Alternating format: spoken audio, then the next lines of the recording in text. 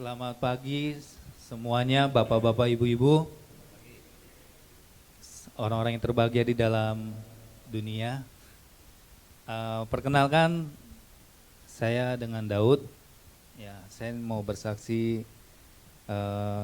kebaikan Tuhan di dalam kehidupan saya maupun keluarga saya. Di mana melalui anak saya yang ketiga, yang masih bayi, dan divonis sama dokter bahwa anak saya mempunyai jantung bawaan. Dan bukan hanya jantung bawaan, tetapi di saluran pernapasannya dia itu mengecil untuk yang ke paru-parunya. Dan pada saat saya diperiksa, anak saya diperiksa ke dokter dan divonis itu sama dokter seperti itu, disitulah saya sebagai orang tua dan istri saya juga, kami sekeluarga pas mendengar itu hancur. Dimana anak yang seorang laki-laki yang saya sudah nantikan, yang pertama ini dari yang kedua, dokter bilang itu anak saya cowok dan ternyata yang lahir cewek. Dan itu dari yang kedua ketiganya itu bedanya sekitar 14 tahun. Dan ini ya yang anugerah dari Tuhan, anak ketiga ini kalau saya bilang itu sangat anugerah ya. Dan pada saat saya udah menantikan itu, dokter berkata divonis jantung bawaan. Di mana itu kita sebagai orang tua itu hancur banget ya, hancur sampai bertanya sama Tuhan, Tuhan, kenapa ini bisa terjadi gitu loh? Kenapa ini bisa terjadi kepada orang-orang yang benar-benar sungguh di dalam Tuhan? Kalau dibilang kata istri saya lebih sungguh dari saya gitu. Dia berdoa, dia sampai berpuasa. Dan kenapa ini bisa terjadi Tuhan? Dan di situ Tuhan menuntun saya sama istri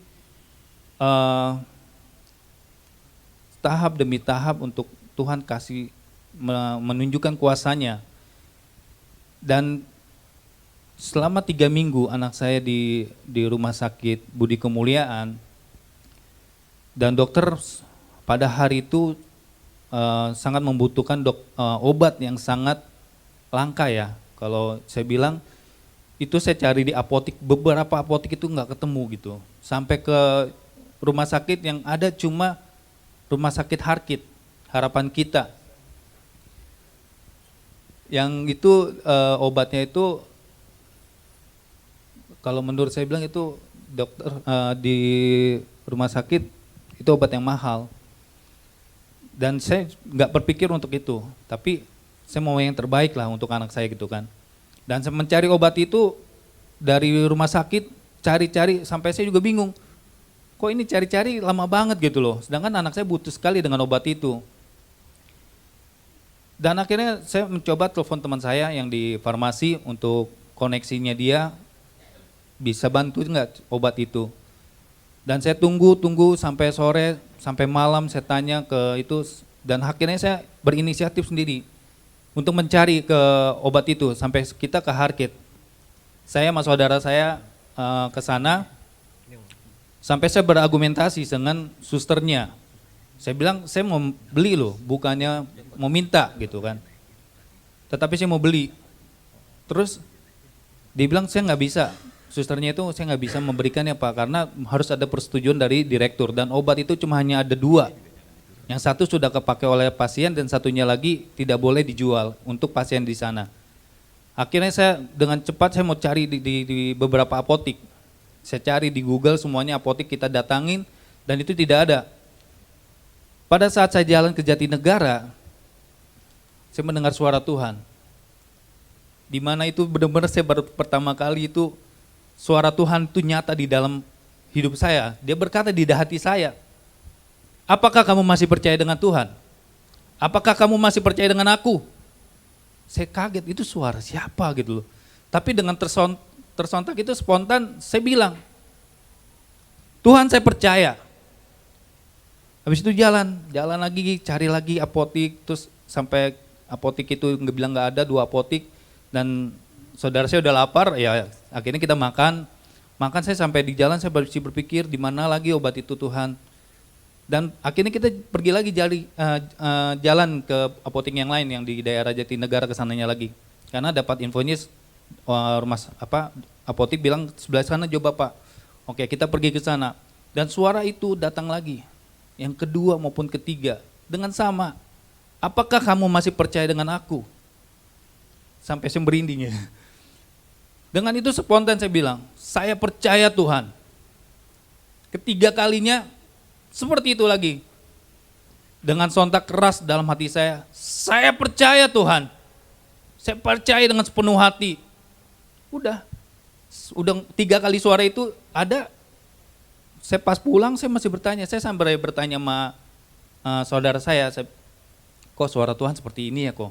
Kok saya dengar ada suara, apakah kamu masih percaya dengan aku? Ya itu mungkin suara Tuhan, kata saudara sepupu saya gitu. Terus perjalanan saya pulang ke rumah sakit dengan membawa nihil, saya dengan diam di dekat jendela rumah sakit itu, saya sampai berkata, Tuhan, apakah itu suaramu Tuhan?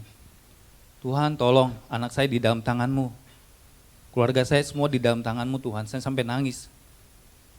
Dan di situ akhirnya saya istirahat, besok paginya baru saya dapat kabar dari teman saya bahwa obat itu ada. Dan saya langsung dengan distributornya obat itu.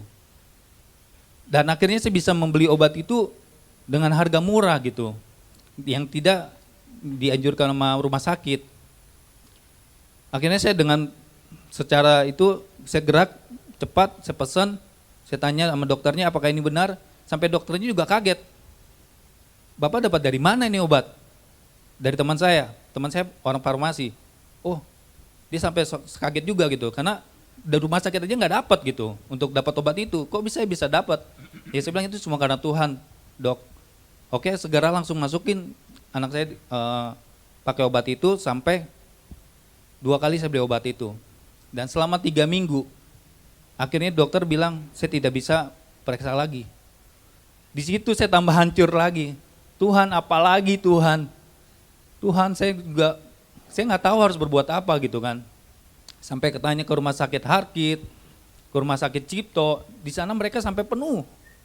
Dan tidak ada ruangan untuk ruangan ICU ataupun ruang nginapnya gitu.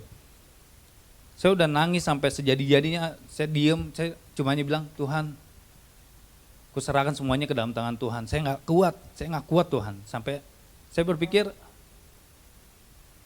ini benar-benar Tuhan dengar nggak sih doa saya bilang. Sampai saya berpikir, Tuhan kayaknya jauh nih. Sampai saya juga merenung gitu.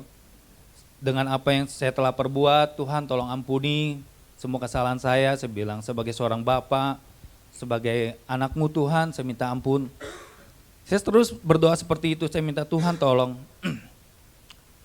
Pada saat 3 minggu itu, puji Tuhan, kita dapat ruangan di rumah sakit Harkit melalui hambanya Tuhan yang ada di Full Gospel ini. Melalui hamba Tuhan itu, dia memperkenalkan ke dokter yang di sana, akhirnya anak saya bisa masuk. Pas saya diingat di hari Selasa malam, anak saya masuk. Dan setelah 5 hari, anak saya masuk di ruangan IW. Dan puji Tuhan, setelah 5 hari itu anak saya mendapatkan jadwal untuk operasi. Operasi yang pertama adalah operasi PDA testing. Itu di mana saluran pernapasannya dikasih semacam jalur untuk ke paru-parunya supaya dia bisa bernapas. Dan di situ saya melihat Tuhan tahap demi tahap, Tuhan campur tangan sampai anak saya udah mau keluar dari rumah sakit itu selama 2 bulan lebih. Selama 2 bulan lebih itu anak saya mau keluar ada aja yang saturasinya turun lah, begini begono, terus ada virus, bakteri, sampai dokternya juga bingung gitu.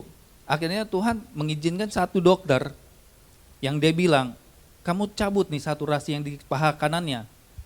Karena pernah kejadian ada satu anak baby juga, dia juga dicabut dan gak lama saturasinya naik. Dan akhirnya dokter itu ikutin akan dokter yang sudah senior di sana.